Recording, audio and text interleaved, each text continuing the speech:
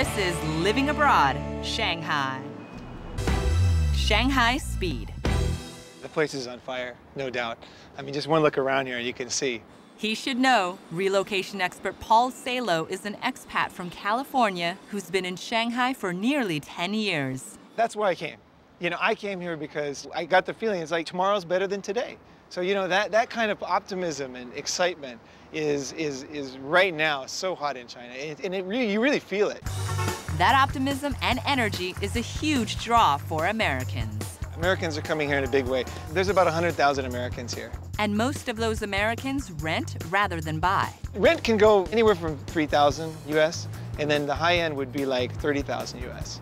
That is incredible for a month for That's a rent. family to live here. A lot of people think it's cheap. It's not cheap.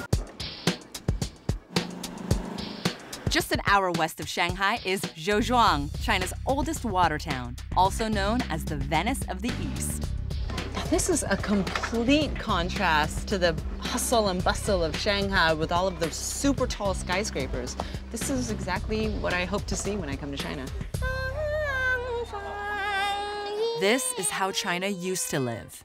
Ancient homes built along rivers, and amazingly, the architecture here has been preserved. Tell me a little bit about the culture of China. Do they really feel it's important to preserve it in this country? Some people say no. I think they really do. The thing is, how do they do it? To them, it's all about literature. It's all about calligraphy. And so I think it's not tied to architecture as much. So they'll tear down a building like something and put it in a modern building up, and they don't feel so bad about it. Nowhere is this idea of out with the old and in with the new more apparent than in Pudong, located across the east side of the Huangpo River and home to Shanghai's signature skyline. In '94, when I came on a business trip to Shanghai, it was basically, you know, a farm. And, you know, I came back and look what it looks like now.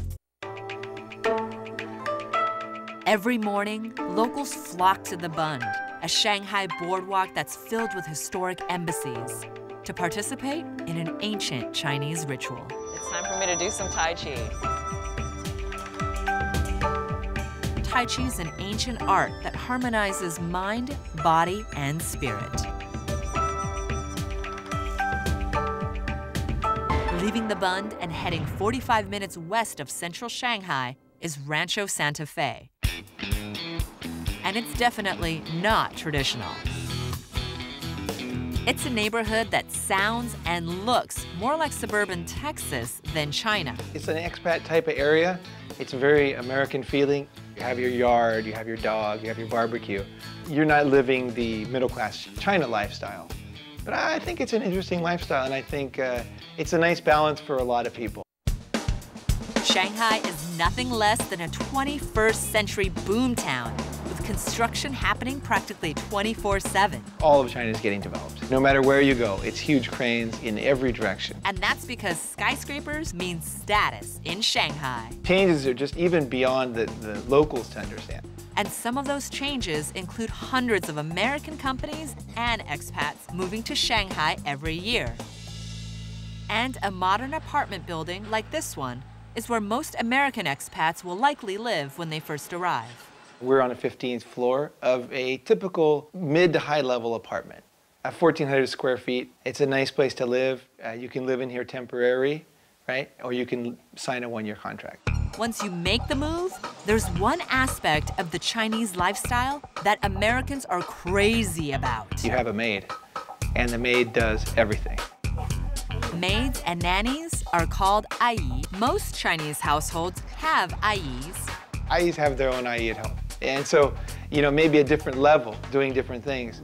But yeah, no, Chinese have ais in a big way. Every family we visited has an ai, and for good reason. How much is it roundabout? 400, 500 a month. 40 hours a week.